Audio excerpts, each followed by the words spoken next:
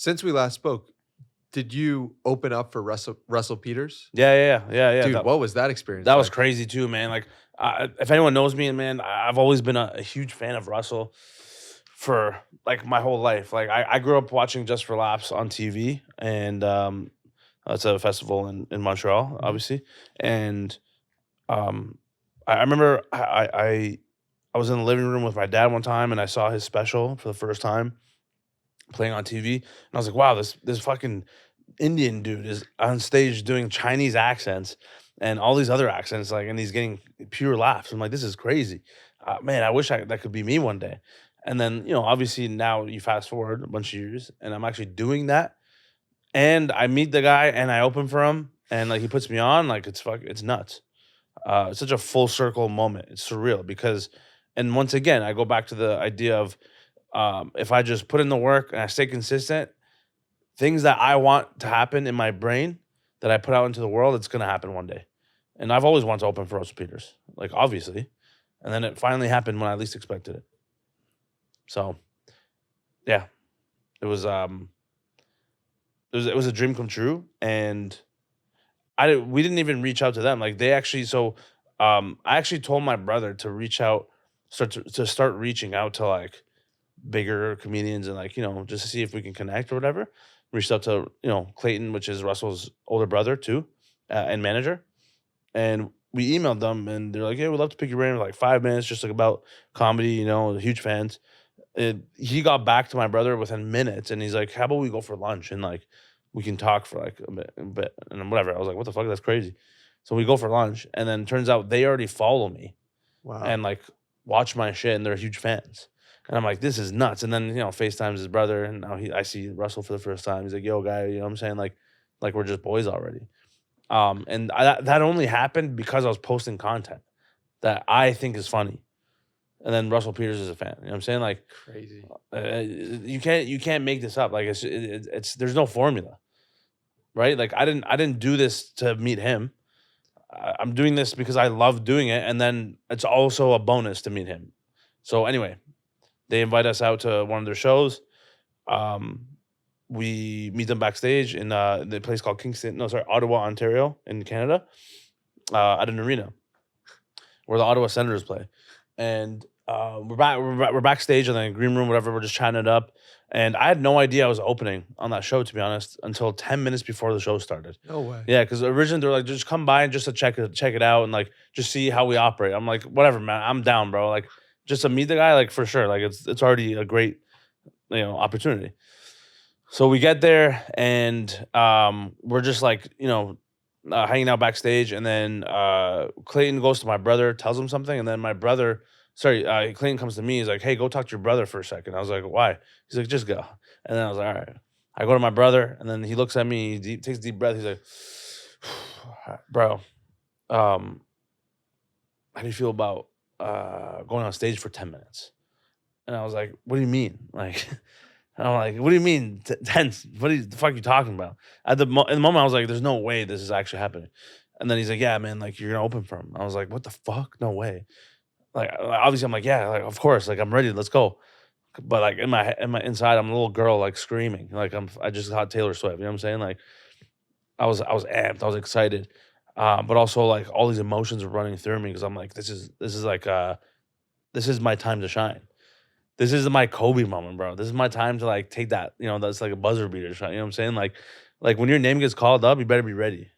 And luckily, that whole summer that leading up to this moment, this was like beginning of August. For a few months, I was doing those like smaller shows in Toronto in my city, preparing for my own tour. Wow. I was doing an hour on stage, 2 hours on stage every night, every week. Yeah. And so for me to do 10 minutes, I was like, oh man, 10 minutes, that's fucking soft, right? I've been doing an hour for like 6 months straight. So I had the material, obviously, right? Like I have my best 10 minutes, but in my head, I'm like, but what 10 minutes do I do? Because I have to pick and choose my material to do. Like they're not gonna tell me what to do, right? They're like, just do your best. So I literally in my head, I'm gathering up, okay, like I'm gonna do this joke, and then I'll close off on this joke. That's like my closer. It's a strong closer. So I'm ready to go up, like 10 minutes, literally 10 minutes before. Now I'm backstage and I'm like, my whole like night just changed, right? I gotta You go. think I you're gotta going there as a perform. fan? I had no idea, bro.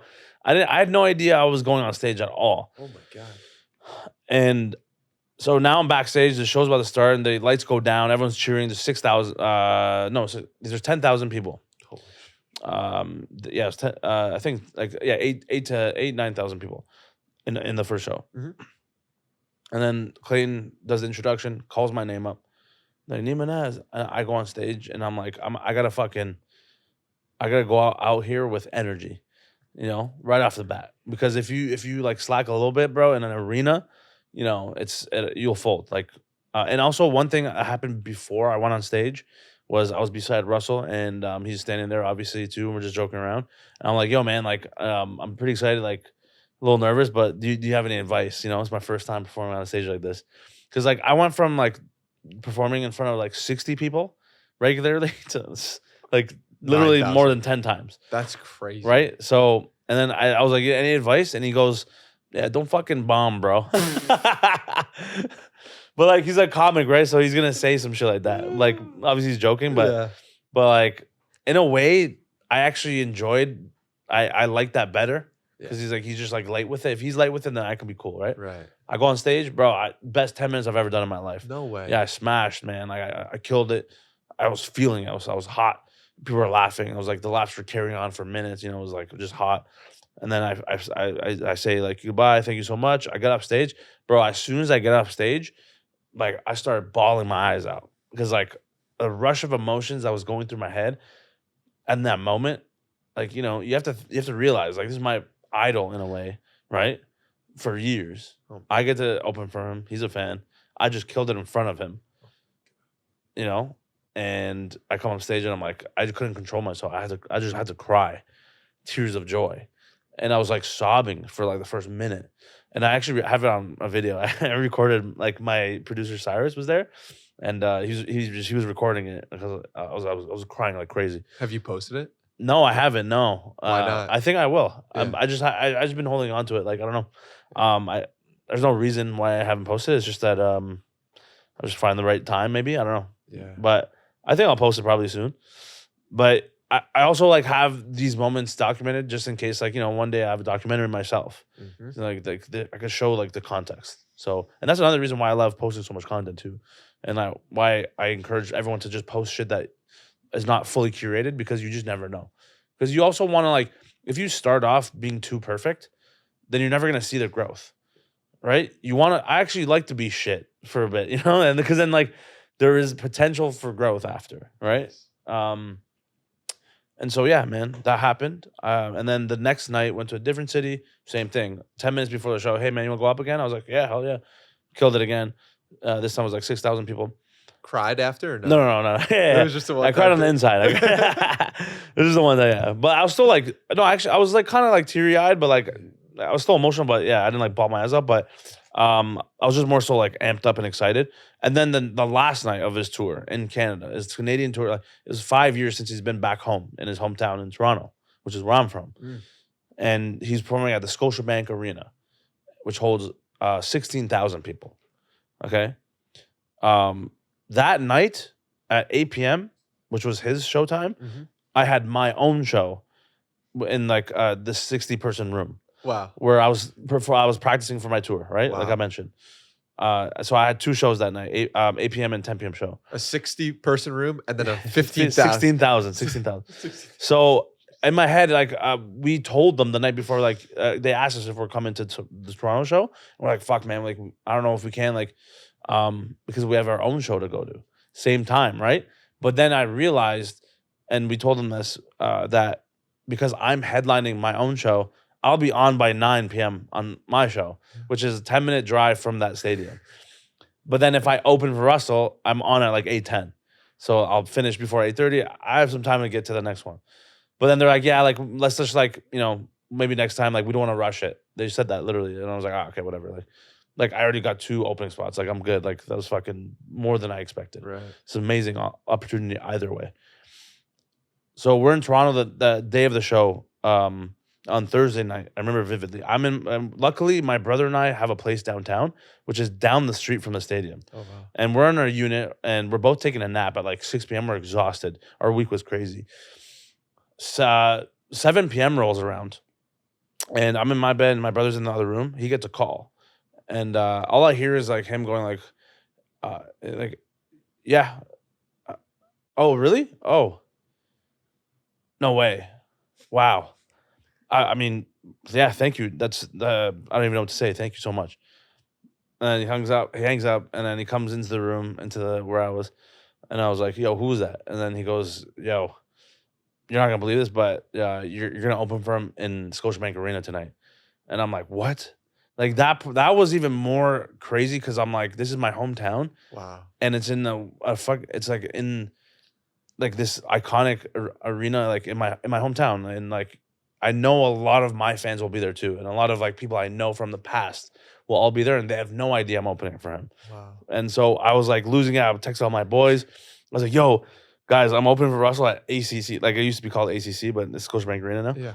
And they're like, "What the fuck? No way!" Like my boy literally, like he's like, "I'm leaving work right now. I'm buying the cheapest ticket. I have to see this." Like he literally, like everyone was losing it. They're like, "This is nuts." So we actually quickly got into an Uber and like jetted to the stadium because like we didn't want to be late. And in the Uber, I was crying and I recorded myself crying again because I'm like, this is fucking nuts. Like in the span of 3 days, look at all that's happened. And this and I deserve it because like I've been fucking working for this shit. And so we get to the stadium and like now I'm with like my team. There's 4 of us, and this is the first time in my life I felt like a celebrity. And like I don't think of myself as that at all, even now. I like to keep it humble and also have the right people around me to like kind of like stump my ego down a little bit, just in case it gets to my head. Yeah. The only reason I felt that way is because like when we got to like the opening, the area like in front of the stadium, there's all these people going to the show like lining up.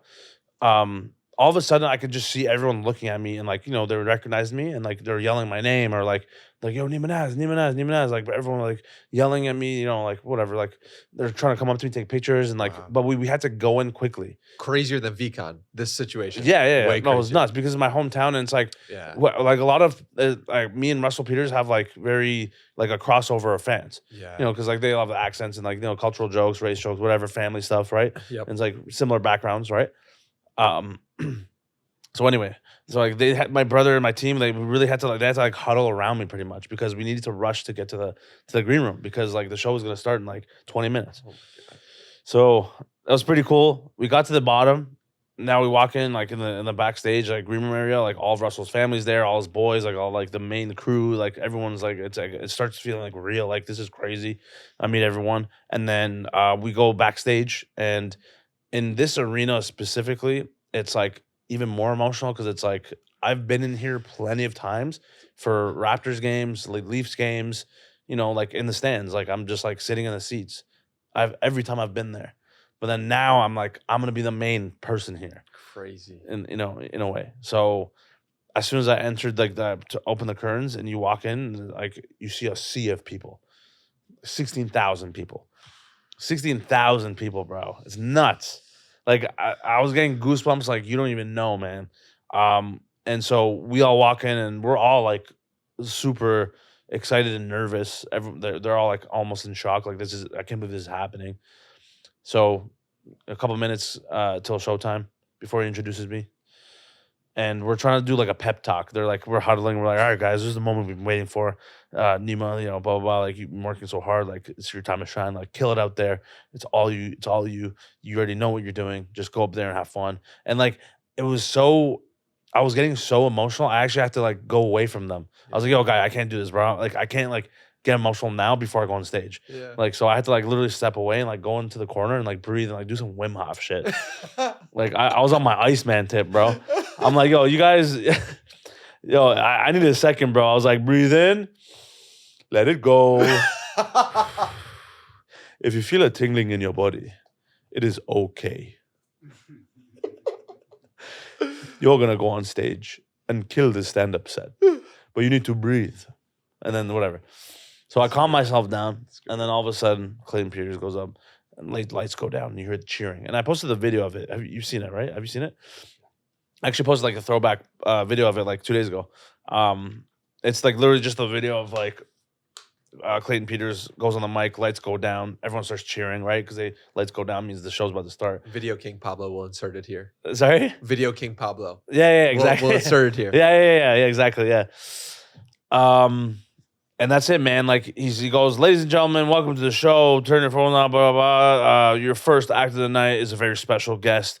He's a hometown kid, and he's killing it on Instagram. He's all over. You know him very well. Please get up for the very funny Neema Naz. And then I'm like, this is a dream come true. Like I'm walking out on this stage. That's like the biggest stage in the world for me, to be honest. Yeah. At this point, it's like a dream come true for comedians in my city, like in my country. And like I just go up there and I'm like, yo, what's good? Like all energy, right? Yeah. And then that's it, man. I was like, hey, what's up, guys? Yo, you got how we doing tonight? Blah, blah, blah. And then I was like, yeah, my name is Neema Naz. And then like people were cheering for that. And I'm like, oh, so that's how I knew people knew who I was. And that also made me feel so much better because I'm like, that like it's like I do have fans like that that are a crossover. So I know they're gonna enjoy my set too. And then that's it, man. I killed that set too. I did my best. It was one of the best sets of my life, to be honest. Wow. And then that's it. I got off stage, started tearing a little bit more again. Oh wow. It was just a crazy rush of emotions. And then the funniest part is I had to run out and get into an Uber. My brother had an Uber ready to get to my own show. And we texted the host of my show that night, my opener, Andrew Packer, who I also went on tour with, my own tour. He opened for me, and my boy Mark Anthony. Andrew was hosting that night for me, and we're like, yo, we might come a little late. We're opening for Russell. So can you extend your time a little more just in case I come a little late? We get to the show. It's like a small dungeon, little run down. The dichotomy of it is so crazy. It's insane. Run down area. I run in, and then literally he go I hear him do his last few lines, and then he closes out his set, and he sees me, and then he's like, all right, guys. And it was perfect timing. Got there right on time. Of course. At the end of his set, and then he goes, guys, thank you so much for your time. Are you guys ready for your main act for tonight? He just came from opening for Russell Peters, and he's here for you now. And then I walk on stage, and there's 40 people here. Wow. And I talked about it on stage, and they're all hyped about it. It was cool. And then I just had a fun set, man, for the next hour, and that's it. So damn cool. Yeah. Dude, so one of my dreams for this podcast is to sell it out for Madison Square Garden. Hell yeah, brother. And power to you, man. Anything's possible. That's what I'm saying. So what advice do you have for going from, doing a show for 60 people to 19,763? You know what I have to say? Who's gonna carry the boats? Stay hard. All right? You don't know me, son. You don't know me, son. Oh my God. Incredible. You just pull that out any second. It's incredible tool you have. There's a switch, man. There's a switch. Any advice? Yeah. You said? Yeah. Honestly, there's nothing. There's no way you can get to that point if you don't continue doing what you're already doing on a higher level. You have to stay consistent, obviously, like I said many times, but there is a point where you still need to evolve and adapt with the times as well, and keep leveling up, keep doing the research, keep writing, keep working on things that can help boost your craft up more. Yeah. Talk to different people, ask them how they do. You know what I'm saying? There's a lot of things you can do to get to that point, and before you know it, you'll be at fucking Madison Square Garden, and I'll be there, bro. I promise, I'll be there. Probably open it up in some respect. Hell yeah, I'm gonna open up and do fucking every impression you've ever seen me do, one by one. Yeah, I'll start off with Gary, then Goggins, then Hormozy, then Gordon Ramsay, and then that's it.